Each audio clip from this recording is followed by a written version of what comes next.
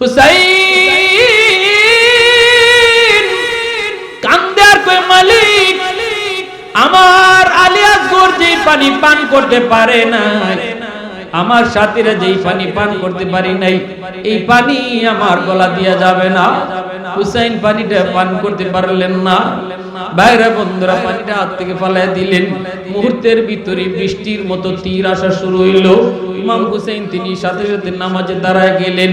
ফুরাতের পরে নামাজে দাঁড়ায় গেলেন। দুশমন ওনার চতুর্দিক দিয়ে ঘেরাও করে ফেলল। তীর আর বল্লম শরীরের মধ্যে পড়তেছে। হুসাইন শুধু ডাক দিয়া কই, একটু হিসাব হবে, তোদের সাথে আমার হিসাব হবে কিয়ামতের ময়দানে আমার নানা জানের সামনে। উবাইদুল্লাহ বিন জিয়াদের বাহিনী দেইখা যুবক কেউ আর হুসাইনের দলে নাই। সবাই মুহূর্তের ভিতরে ইয়াজিদের পক্ষ লয়া নিল। নাউজুবিল্লাহ। যখন একটু মন দিয়ে ইতিহাসটা আপনারা শুনবেন। আমি নির্ভরযোগ্য কিতাব থেকে বলতেছি ইতিহাসটা। যে ইতিহাসটা লেখছেন আল বিদায়া ওয়ান নিহায়া কিতাবের ভিতরে এই তরজে হুসাইন রাদিয়াল্লাহু তাআলা আনহু কয়, আমাকে কিছুদিন সময় দাও। কিন্তু মদিনার গভর্নর কয়, ইমাম আপনাকে সময় দেওয়া সম্ভব নয়, সময় আমার হাতে নাই গো, আপনি তাড়াতাড়ি করে বায়াত নেন। যদি না নেন তাহলে আমি আপনার একটা অনুরোধ করি, আপনি মদিনা ছেড়ে মক্কায় চলে যান। কারণ আমার প্রতি নির্দেশ রয়েছে আপনাকে যেন আমি বন্দী করি। যদি আপনি বায়াত না নেন তাহলে আমি যেন আপনাকে বন্দী করি। আমি আপনাকে বন্দী করা সম্ভব না।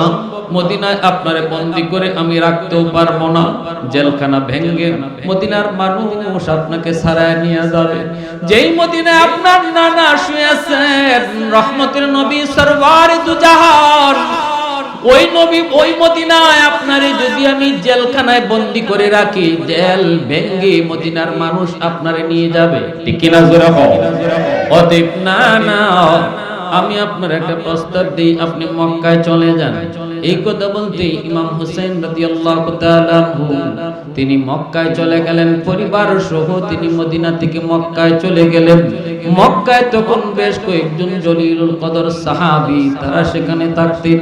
ভাইরা বন্ধুরা, আব্দুল্লাহ ইবনে আব্বাস রাদিয়াল্লাহু তাআলা আনহু, আব্দুল্লাহ ইবনে ওমর রাদিয়াল্লাহু তাআলা আনহু তারা মদিনা মক্কায় তখন থাকতেন। সবাই ইমাম হুসাইনকে তারা সংবর্ধনা জানায়, সুস্বাগতম জানায় মক্কায় তারা নিয়ে যায়। মক্কায় কিছুদিন থাকার পর হযরত ইমাম হুসাইন রাদিয়াল্লাহু তাআলা আনহু তিনি কুফা থেকে অনেক চিঠি পাইলেন। কি পরিমাণ চিঠি? প্রায় 350 চিঠি। এখনের যুগ তো হলো মোবাইলের যুগ, আর এর আগের যুগ ছিল চিঠির যুগ। 350 চিঠি আইছে কুফা থেকে। কোত্থেকে আইছে? জোরে বলেন না, কোত্থেকে আইছে? কুফা। কোথায়? ইরাকের কুফা।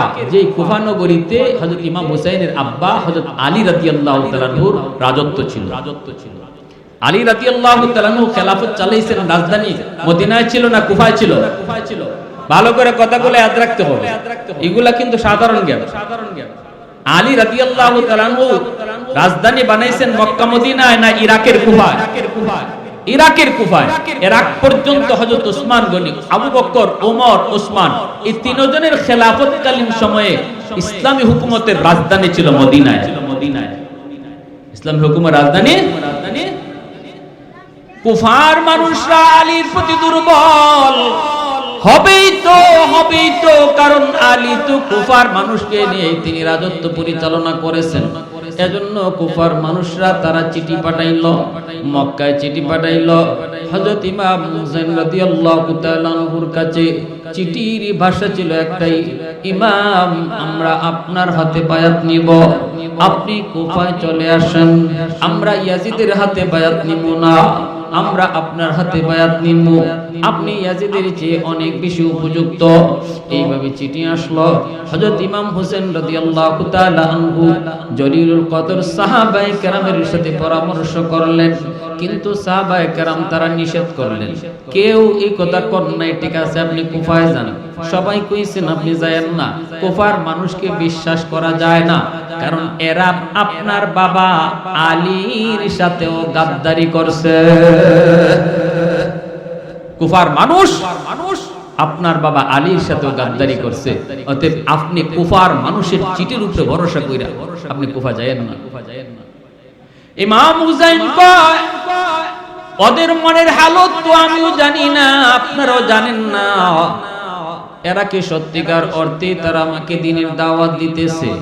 যদি সত্যিকার অর্থে ওরা দাওয়াত দিয়ে থাকে, কিয়ামতের মাঠে যদি আল্লাহ আমারে জিগায়, হুসাইন রে, কিছু মানুষ তোমার কাছে দাওয়াত দিছিল, দ্বীনের দাওয়াত, এরা পাপিষ্টের রাজত্ব তারা চায় নাই, তারা তো চাইছিল তোমার মতো একজন নেককার। ও হুসাইন, তাদের দাওয়াত তুমি কেন রাখলে না? এই কথা যদি আল্লাহ আমারে ডাকে, আল্লাহ আমারে জিগায়, কি জবাব দিব? আমার একটু যা দেখা দরকার, কুফার মানুষ তারা আমারে কেন ডাকলো? এই বইলেই ইমাম হুসাইন রাদিয়াল্লাহু তাআলা আনহু সিদ্ধান্ত নিলেন তিনি কুফায় চলে যাবেন। সিদ্ধান্ত নিলেন তিনি কুফায় চলে যাবেন। সৈন্য সামন্ত তিনি বেশি নিলেন না, পরিবারের লোকজন আর নিজের খাস কিছু মানুষজন লইয়া ৭২ জন মানুষ, কোন রাওয়ায়াতে এসেছে ৮২ জন, ৭২ জন ছিল ওনার সাথে যুদ্ধ করার মতো লোক, আর ১০ জন ছিল নারী আর শিশু। নারী আর শিশু নিয়ে ইমাম হুসাইন তিনি ছুটছেন কুফার দিকে। কুফায় যাবেন।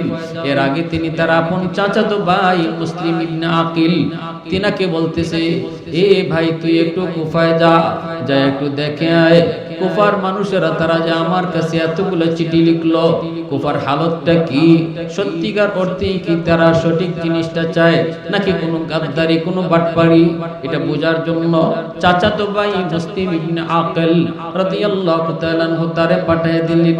তিনি গেলেন কুফায়, যায় তিনি যাওয়া মাত্রই দেখলেন কুফার হালত বড় ভালো। কুফার মানুষেরা ওনাকে সুস্বাগতম জানাইলো।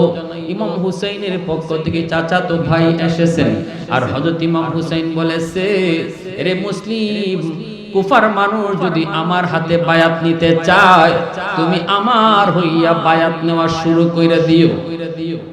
আমার হইয়া এক রাইতে ১৩০০ মানুষ ওনার হাতে বায়াত নিল। হাজারো মানুষজন রাতে ওনার হাতে বায়াত নিতেছে। পরিবেশ বড় ভালো, বড় শান্ত। মুসলিম ইবনে আকিল তিনি চিঠি লিখলেন, ভাইয়া আপনি দ্রুত কুফায় চলে আসেন, কুফার মানুষ আপনাকে সত্যিকার ভাবেই তারা চায়, পরিবেশ অনেক ভালো। এই চিঠি লিখছেন, চিঠি এসে ইমাম হুসাইনের কাছে পৌঁছলো। চিঠি নিয়ে আসলো ঘোড়সওয়ার দ্বারা চিঠি পৌঁছানো হইতো। চিঠিটা পাইয়ে ইমাম হুসাইন রাদিয়াল্লাহু তাআলা আনহু আর দেরি করলেন না, সন্তান বিবি বাচ্চা লইয়া, সঙ্গী সাথীদের লইয়া তিনি ছুটলেন কোথায়? কই ইরাকের কুফায়। যাবেন তো যাবেন, রওনা দিয়া দিছেন। এই খবর ইয়াজিদের কাছে পৌঁছে গেল। ইয়াজিদ এই খবর পাওয়া মাত্রই তার একটা প্রভাবশালী, খুব ক্ষমতাবান, দুর্ধর্ষ একটা গভর্নর ছিল, নাম উবাইদুল্লাহ ইবনে জিয়াদ। ওই উবাইদুল্লাহ ইবনে জিয়াদকে ইয়াজিদ বলতেছে, এ উবাইদুল্লাহ, তুই দ্রুত কুফায় যা। কুফার যে মানুষগুলা হুসাইনের চাচাতো ভাই মুসলিম ইবনে আকিলের হাতে হাত রেখে বায়াত দিয়েছে, ওদেরকে যাইয়া তুই দইরা জবাই করবি, এদেরকে তুই হত্যা করবি। আর হুসাইন রওনা দিয়া দিছে কুফায় আসার জন্য। আমার ওয়ার্ডার হলো হুসাইন যেন কোনোভাবেই কুফায় ঢুকতে না পারে, এই ওয়ার্ডার তুই অফ করে পালন করবি।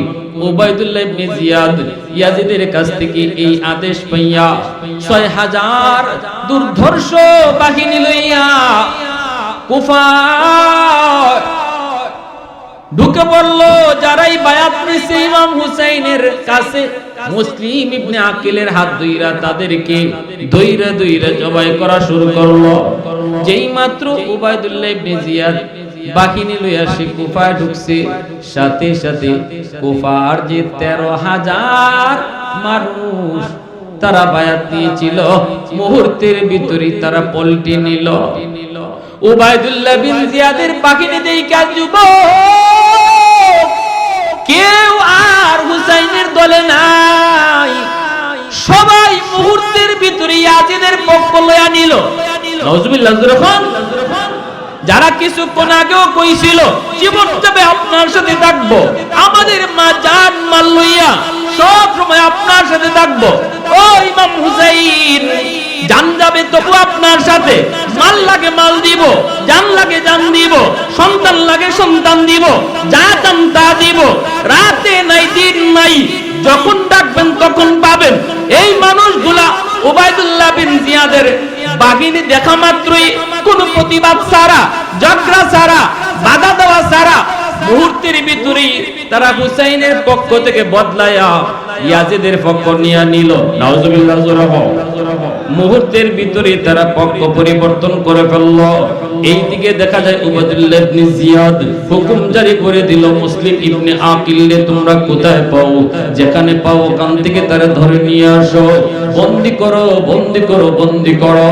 তালাশ শুরু হয়ে গেল, মুসলিম ইবনে আকিল কোথায় আছে। খুঁজতে খুঁজতে তারা পেয়ে গেল। মুসলিম ইবনে আকিল অনেক ভালো একজন মানুষ, বড় চরিত্রবান, বড় আখলাকওয়ালা, আল্লাহওয়ালা। তিনি তার ছোট্ট দুইটা মাসুম বাচ্চা নিয়ে তিনি কুফায় এসেছিলেন। এই কুফার হালত রাইতে রাইতে এমনটা পরিবর্তন হয়ে যাবে, মুসলিম ইবনে আকিল কোনদিন কল্পনা করতে পারেন নাই।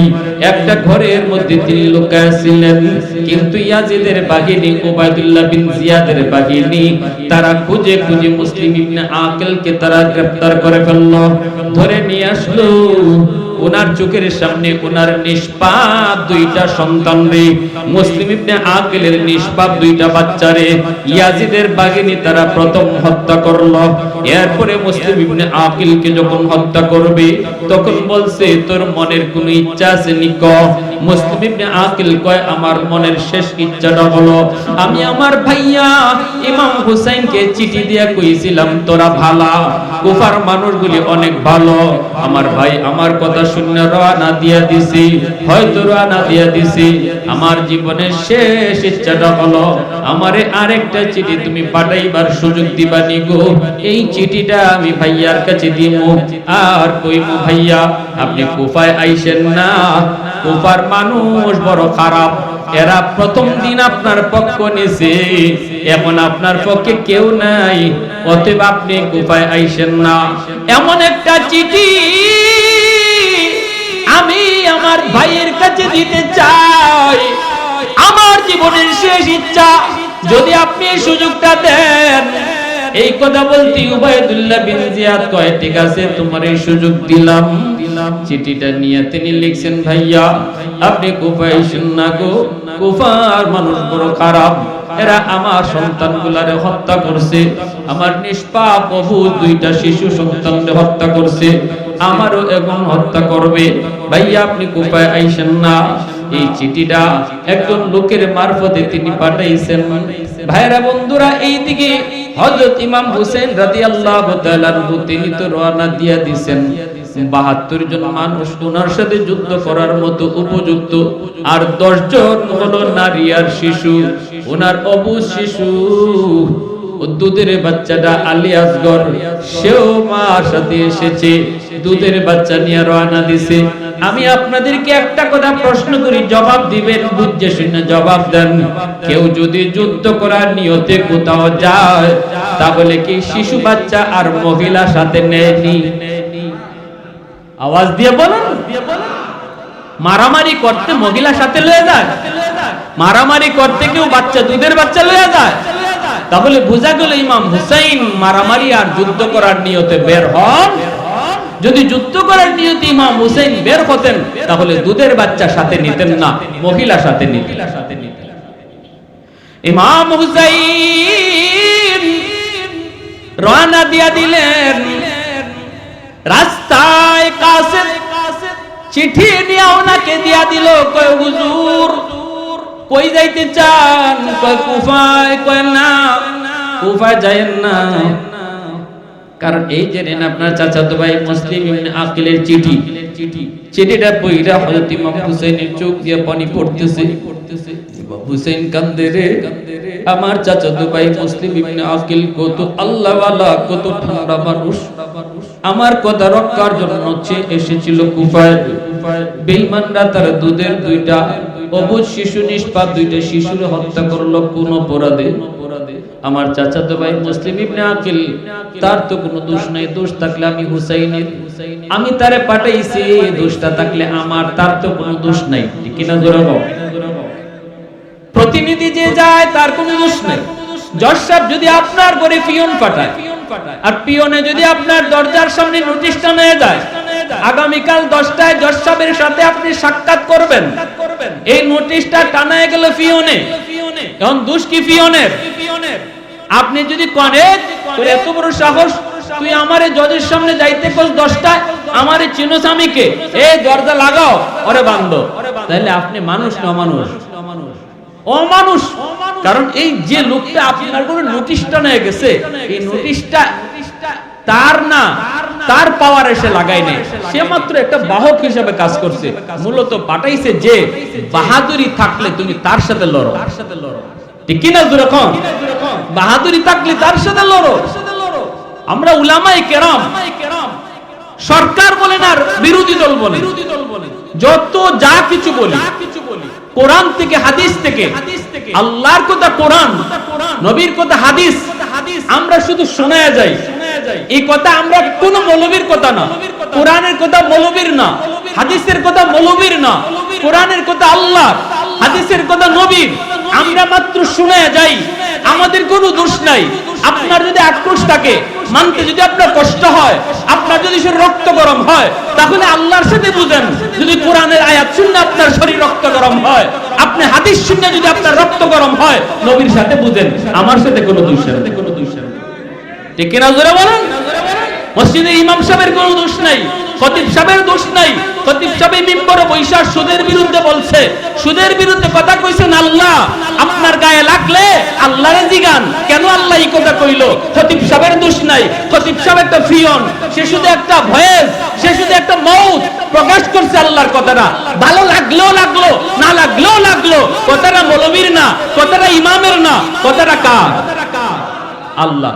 তো ওই অবস্থায় ইমাম হুসেন রাদিয়াল্লাহু তাআলা আনহু তিনি এই কথাটাই বললেন, আমার ভাই মুসলিম ইবনে আকিল, তার তো কোনো দোষ নাই, পাঠাইছি আমি, অপরাধ থাকলে আমার, সে মুসলিমকে কেন হত্যা করবে?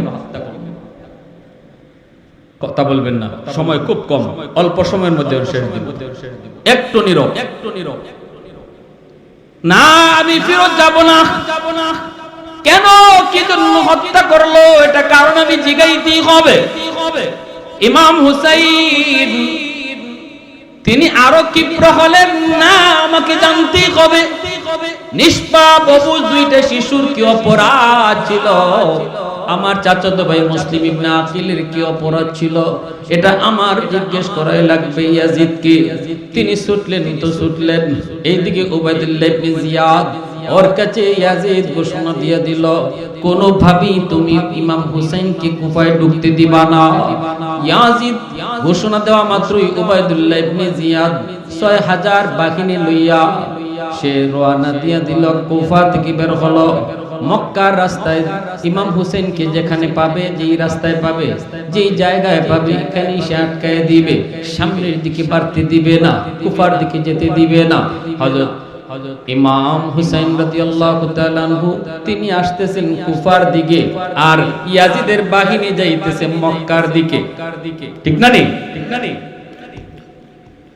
এ যুবক, ইরাকের সেই ফুরাত নদীর পারে কারবালা, ওই ফুরাত নদীর পারে এই সেই ইয়াজিদের বাহিনী, তারা ওই জায়গাটা আগেই দখল করে নিয়ে নিল, পানিটা ওদের করায়তে নিল, এদের দখলে নিল, আর মনে মনে ভাবলো, হুসাইন যদি বাহিনী লইয়া এই জায়গায় আয়, আমরা হুসাইনকে এই জায়গায় আটকাবো, পানিটা আমাদের দখলে রাখবো, এখানে কয়দিন থাকে আমরা দেখব, পানির তৃষ্ণা লাগবে কিন্তু ফুরাতের পানি দিব না, আমরা এই জায়গায় আটকায় দেব। এখানেই তারা আটকে থাকলো ৬০০০ বাহিনী লইয়া, আর ইমাম হুসাইন আসতেছেন মাত্র বিরাট কয়জন? ৭২ আর ১০ জন বাচ্চা, কয়জন হইল? হিসাবে ৭২ জন। এই ৭২ জন যোদ্ধা লইয়া ইমাম হুসাইন ওই কারবালার মাঠ, কারবালার মাঠে আইসা তিনি আইসা দেখেন তারা পথ, ও হুসাইন সামনের দিকে যেতে পারবা না, ইয়াজিদের নির্দেশ কুফায় তোমাকে যেতে দেওয়া হবে না, এখানেই তোমাকে আটকা দেওয়া হবে। কেন কি জন্য কই কোনো কারণ নাই, কোনো কেন নাই, এখানেই তোমাকে আটকা দেওয়া হবে। বাহিনী পাঠাইছে কেডায়, কয় উবাইদুল্লাহ ইবনে জিয়াদ। কে সে? কই কুফার গভর্নর। তোমাদের সেনাপতি কেডা? কয় হুর। হুর হলো সেনাপতি। 6 জন সেই বাহিনীর সেনাপতির নাম হলো হুর, অনেক বড় একজন বীর যোদ্ধা। ভাইরা বন্ধুরা, হুর ডাক দিয়ে বলতেছে আপনারে আমরা কুফায় যেতে দিব না, এই জায়গায় আপনি থেমে যান, আপনি আমাদের খলিফারে মেনে নেন, ইয়াজিদকে আপনি মেনে নেন, নাইলে কিন্তু অসুবিধা আছে। ইমাম হুসাইন কয় না, আমি তার হাতে বায়াত নিব না। যদি তোমরা আমার সাথে যুদ্ধ করতে চাও, আমি যুদ্ধ করার জন্য আসি নাই গো, আমি তো যুদ্ধ করার নিয়তে বের হই নাই, আমি যুদ্ধ চাই না। আমাকে তোমরা তাহলে আবার মক্কায় ফেরত দাও, ফেরত যেতে দাও। আমি তো বুঝি নাই তোমরা যুদ্ধ করবে আমার সাথে, আমি তো চাইছিলাম ইয়াজিদের সাথে কথা বলবো। হয় তোমরা আমাকে ইয়াজিদের সাথে কথা বলার সুযোগ তৈরি করে দাও, নতুবা আমাকে তোমরা আবার মক্কায় ফেরত পাঠাও। যদি তা না করো, কোন একটা সীমান্তে আমারে পাঠিয়ে দাও, আমার সীমান্তে পাঠিয়ে দাও, ওই সীমান্তে যে আমি অমুসলমানদের সাথে যুদ্ধ করব। আমার হাত যদি রক্তে লাল হয়, কোন মুসলমানের রক্তে আমার হাত লাল করতে চাই না, অমুসলমানের রক্ত যেন আমার হাত লাল হয়। এই 3টা প্রস্তাব দিলেন ইমাম হুসাইন। কয়টা প্রস্তাব দিলেন? একটু আওয়াজ দিয়া বলেন, একটু আওয়াজ দিয়া বলেন কয়টা? 1 নাম্বার হলো ইয়াজিদের সাথে আমারে বসতে দাও। ইয়াজিদের সাথে, যদি ইয়াজিদের সাথে বসতে দাও, যদি তা না করো আমাকে মক্কায় ফেরত যাইতে দাও। তাও যদি না করো, তাহলে আমাকে সীমান্তে কোথাও তোমরা পাঠিয়ে দাও, আমি সীমান্তে অমুসলমানের সাথে যুদ্ধ করব। এই অবস্থায় এই 3টা প্রস্তাব হুর সেনাপতি পাঠাইলো উবাইদুল্লাহ ইবনে জিয়াদের কাছে। উবাইদুল্লাহ ইবনে জিয়াদ সে তো যুদ্ধের ময়দানে আসে নাই, কুফায় বসে আছে গভর্নরের পদে। বাহিনী পাঠাইছে, বাহিনী 6000 বাহিনী। সেনাপতি হুর, এই সেনাপতি হুর একটা চিঠি পাঠাইছে। ইমাম হুসাইন 3টা প্রস্তাব দিছে। এই 3টা প্রস্তাব লইয়া উবাইদুল্লাহ ইবনে জিয়াদ কুফার গভর্নর ওর কাছে এই চিঠিটা নিয়ে যে গেছে, এর নাম হইল সীমার। এর নাম হইল কি? কথা বলি এর ভাই, এগুলো ইতিহাস। ইতিহাস যদি আপনারা মনোযোগ না রাখেন তাইলে কিচ্ছু বুঝবেন না। এই তো সাধারণ ওয়াজ না, এটা সাধারণ নসিহত না, এটা হলো একটা ইতিহাস। ইতিহাসের ফার্স্ট টু লাস্ট আপনি যদি ইয়াদ না রাখেন, না বুঝেন, কিচ্ছুই বুঝবেন। এজন্য কথা বললেন না, আমি চলে আসছি সংক্ষেপে বলতেছি, আর সংক্ষেপ হয় না। এতটা সংক্ষেপে আমি কারবালার ইতিহাস বলতেছি। তো এইদিকে ওই যে চিঠিটা নিয়ে গেল সীমার উবাইদুল্লাহ ইবনে জিয়াদের কাছে। আমার ভাইরা বন্ধুরা, যুবক উবাইদুল্লাহ ইবনে জিয়াদের কাছে যায় চিঠিটা দিল। উবাইদুল্লাহ চিঠিটা পড়া কোন হুসাইন তো 3টা প্রস্তাবে সুন্দর প্রস্তাব দিয়েছে।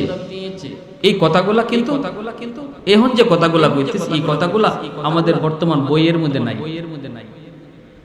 কারবালার একটা ইতিহাস বিষাদ সিন্ধু একটা বই আছে না? হ্যাঁ, অধিকাংশ ভুল কথা, মিছা কথা, অতিরঞ্জিত কথা, অতিরঞ্জিত। কিন্তু এখন যে কথাটা কইতেছি, এই কথাটা শুধুমাত্র আল বেদায়া ওয়ান নিহায়ার মধ্যে। উবাইদুল্লাহ ইবনে জিয়াদ কুফার গভর্নর বলতেছে, হুসাইন কথাটা সঠিক কথা বলছে, 3টা প্রস্তাব দিয়েছেন। 3টা প্রস্তাবের ভিতরে একটা হলো ইয়াজিদের সাথে আমারে বসতে দাও, 2 নম্বর হলো মক্কায় ফেরত যাইতে দাও, 3 নম্বর হলো আমারে সীমান্তে যেতে দাও। এবার উবাইদুল্লাহ কয়, তাহলে আমরা এক কাম করি, হুসাইনকে মক্কায় ফেরত যাইতে দিয়া দেই, তাহলে মারামারিও হইল না, রক্তপাতও হইল না, কুফায় ঢুকলো না। খলিফার নির্দেশ, ইয়াজিদের নির্দেশ, কুফায় যেন হুসাইন ঢুকতে না পারে, ঢুকতেও পারলো না। মক্কায় ফিরত আবার চলে গেল, রক্তপাত হইল না। এই প্রস্তাবটাই উবাইদুল্লাহ মেনে নিয়েছিল, কিন্তু তার পাশে ছিল বন্ধু সীমার পৃথিবীর ইতিহাসে সবচেয়ে নিকৃষ্ট একটা নাম, এই নামটা হলো সীমারের নাম। সীমার তখন কই দোস্ত, এ দোস্ত মক্কায় ফেরত যাইতে দিও না, কারণ হুসাইন যদি মক্কায় যায় কে কিন্তু শক্তি যোগাইব, শক্তি লইয়া কিন্তু আক্রমণ করব। আবার সীমান্তেও তারে দিও না, সীমান্তে গেলে সেখানেও দেখা যাইব দল পাকাইব। অতএব আমাদের খলিফা ইয়াজিদের পথের কাটা হুসাইন, তারে এই সুযোগ, এখানেই তারে খতম করে দাও, এখানেই তারে খতম করে দাও। কিন্তু কুফার গভর্নর উবাইদুল্লাহ কয় দোস্ত এমন কথা তুই কেমনে কইলি? হুসাইন না নবীর নাতি, কেমনে তুই কোস তারে হত্যা করি? না না, হত্যা করা ঠিক হবে না, তারা মক্কা ফেরত পাঠায় দেই। এই বইলা কুফার গভর্নর উবাইদুল্লাহ চিঠিটা লিখে দিছে, তুমি মক্কায় ফিরত যদি যেতে চাও তাহলে তুমি তারে ফিরত যাইতে দাও। চিঠিটা নিয়ে দিতে হবে কার কাছে? বাহিনী, তাদের প্রধান, বাহিনীর প্রধান হুরের কাছে নিয়ে চিঠিটা দিবে, উবাইদুল্লাহর চিঠি। কিন্তু মাঝখানে চিঠি বদলায় ফেলছে এই সীমারে, মাঝখানে চিঠি বদলাইছে কাটায়, সীমার চিঠিটা বদলায় ফেলছে। চিঠির মধ্যে আদেশ ছিল, সেনাপতি যদি হুসাইন মক্কায় যেতে চায় তার মক্কায় ফেরত যেতে দিও, আটকে লাভ নাই, তার মক্কায় ফেরত যাইতে দিও। কিন্তু সীমার চিঠিটা বদলায় লেখছে, সেনাপতি দেরি করবা না, হুসাইনের উপরে হামলা করো, এখানেই হুসাইনকে খতম করো। নাউজুবিল্লাহ, জোরে কও। চিঠিটা মুহূর্তের ভিতরে বদলায় সেনাপতি হুরের কাছে দিয়া দিল। হুর চিঠিটা পেয়ে তখন মাথায় আসমান ভেঙে পড়লো, হুর চিন্তায় পড়ে গেল, আওয়াজ দিয়ে বলতেছি, ও উবাইদুল্লাহ, এটা তুমি কি ফরমান দিয়েছো রে? এশার নামাজটাও কারবালার ময়দানে ইমাম হুসাইনের পিছনে আমরা আদায় করেছি, হুসাইন ইমাম হয়ে নামাজ পড়েছি, আমরা পিছনে মুক্তাদি হয়ে নামাজ পড়েছি। আগামীকাল সকাল বেলা কেমন করে হুসাইনকে আমরা হত্যা করি? নবী পরিবার, আল্লাহ নবীর কলিজার টুকরা নাতি, যার পিছনে কারবালার ময়দানে আমরা নামাজ আদায় করেছি, এই কথা বললেই হুরে কয় আমি পারবো না, আমি যুদ্ধ করতে পারবো না। এই মুহূর্তে আমি সেনাপতি দায়িত্ব থেকে বরখাস্ত হলাম, সেনাপতি দায়িত্ব থেকে আমি নেমে পড়লাম। সাথে সাথে সেনাপতির দায়িত্ব বাদ দিয়া ওই হুর কয় আমি আর ইয়াজিদের দলে নাই, যদি কারবালায় যুদ্ধ কইরা জীবন দিতে হয় তাহলে ইয়াজিদের পক্ষ লইয়া জীবন দিব না, বরং আমি নবীর নাতি হুসাইনের পক্ষ লইয়া জীবন দিব। আওয়াজ দিয়ে কোনটা সুবহানাল্লাহ, মুসলমানের আওয়াজে আল্লাহু আকবার। এ যুবক একটু বলো, জীবন যদি দিতে হয় ফাসিক ফুজ্জার কাফির কুফারের জন্য নয়, জীবন যদি দিতে হয় ইসলামের জন্য, নবীর জন্য, কোরআনের জন্য, ঠিক কিনা জোরে বলো? বাতিলের জন্য জীবন নয়, জীবন যদি দিতে হয়, রক্ত যদি দিতে হয়, এই রক্তের অনেক দাম।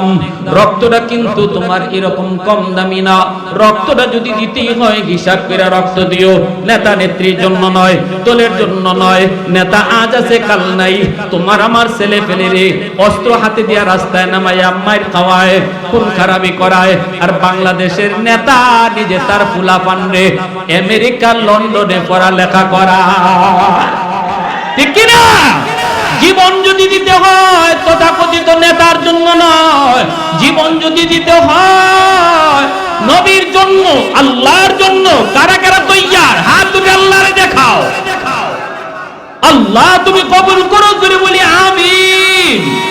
जिंदा फकत वहदत अफकार से मिल्लत, वहदत हो फदा जिससे ओ इल्हाम इल्हाद, वहदत की हिफाजत नहीं बेक़ुव्वत बाजू, वहदत की हिफाजत नहीं बेक़ुव्वत बाजू, आती नहीं कुछ काम हाक़िल खुदा दाद, आती नहीं कुछ काम अक्ल खुदा दा, ऐ मर्द खुदा तुझको कुव्वत नहीं हासिल, जा बैठ किसी गार में अल्लाह को करिया, ये सच है कि बातिल की तरफदार नहीं हम, गद्दार न समझो हमें गादार नहीं हम, गद्दार न समझो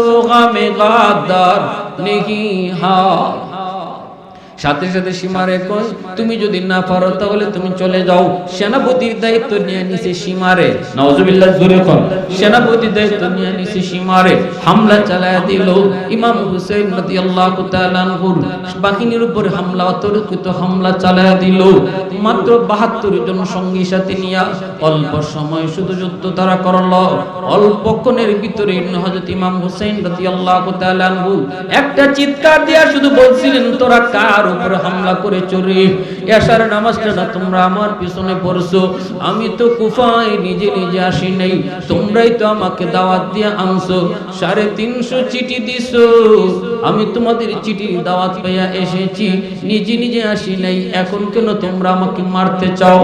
তোমরা কি জানো আমি হুসাইনের রক্ত, আমার নবীর রক্ত, যেই নবীরে তোমরা নবী মানো ওই নবীর রক্ত হলো আমি হুসাইনের রক্ত। একটু কি তোমাদের ভয় হয় না? একটু কি মায়া লাগে না? দুশমন হামলা করলো, ৭২ জন সৈন্য, ওনার সঙ্গী সাথী চোখের সামনে কে কে সব শহীদ হয়ে গেল।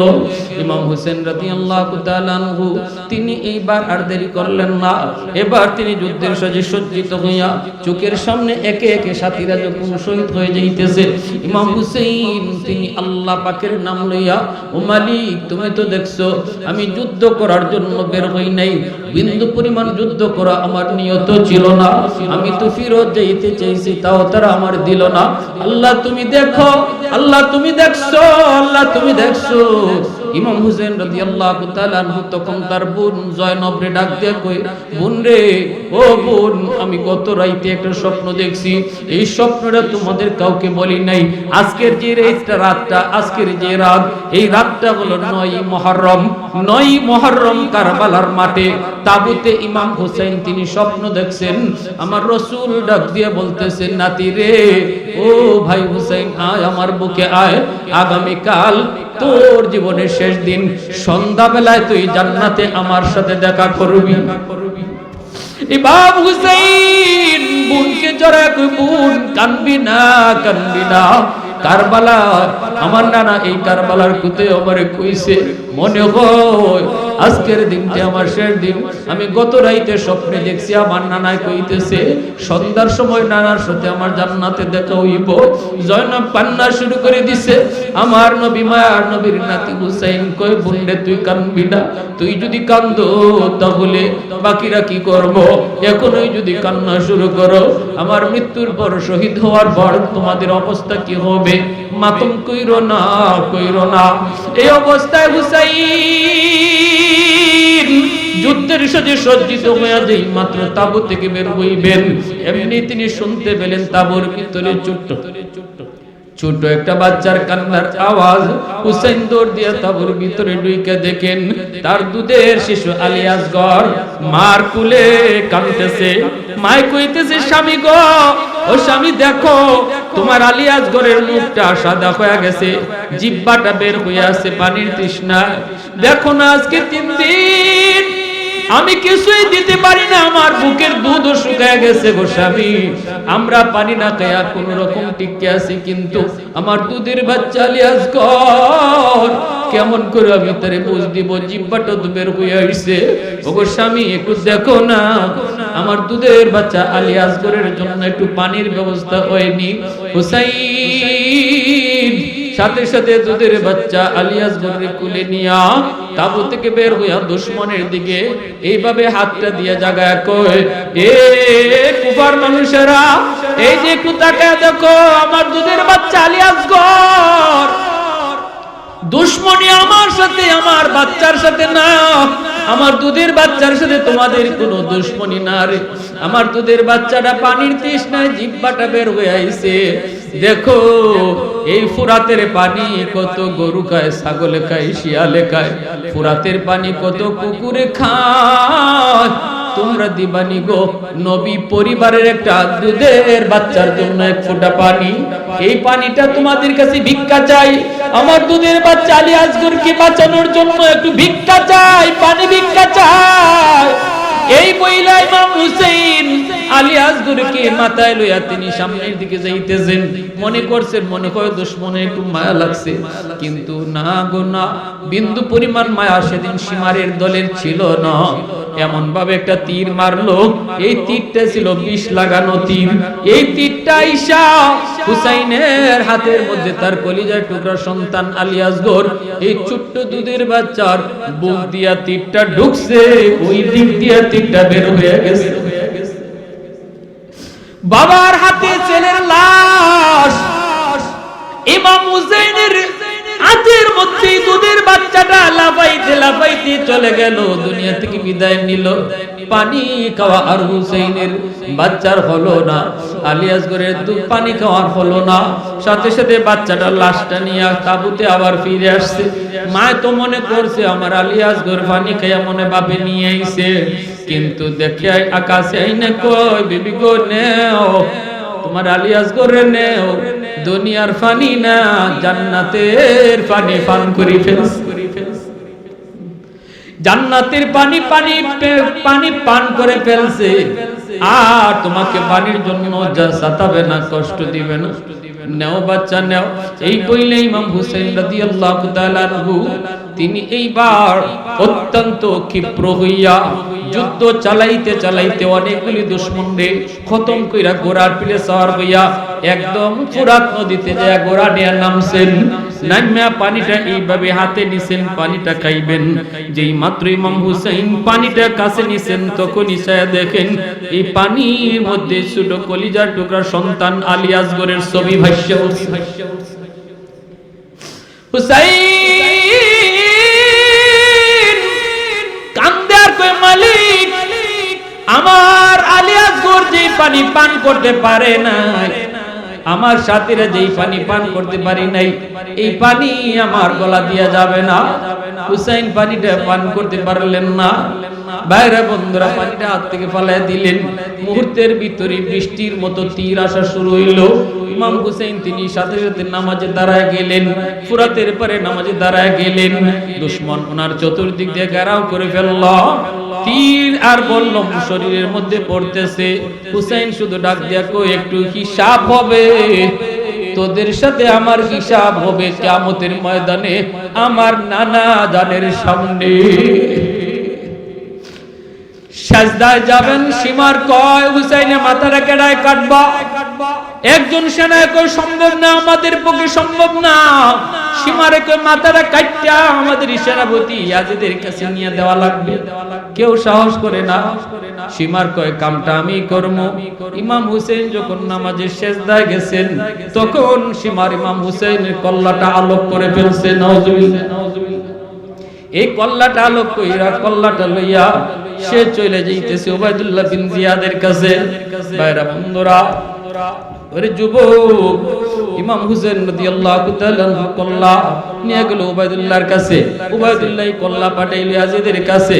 ইয়াজিদ কল্লা দেখলো, কল্লা দেইকা সে বলছিল আমি তো হত্যা করতে বলি নাই, হত্যা তোমরা কেন করছো?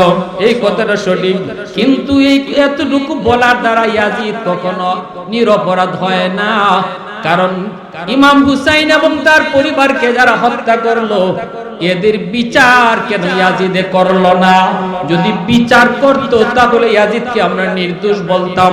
যেহেতু বিচার করে নাই, খুনি বুক ফুলা হাঁটছে, তাহলে বোঝা গেল ভিতরে ভিতরে খুন করার নির্দেশটা ইয়াজিদের ছিল।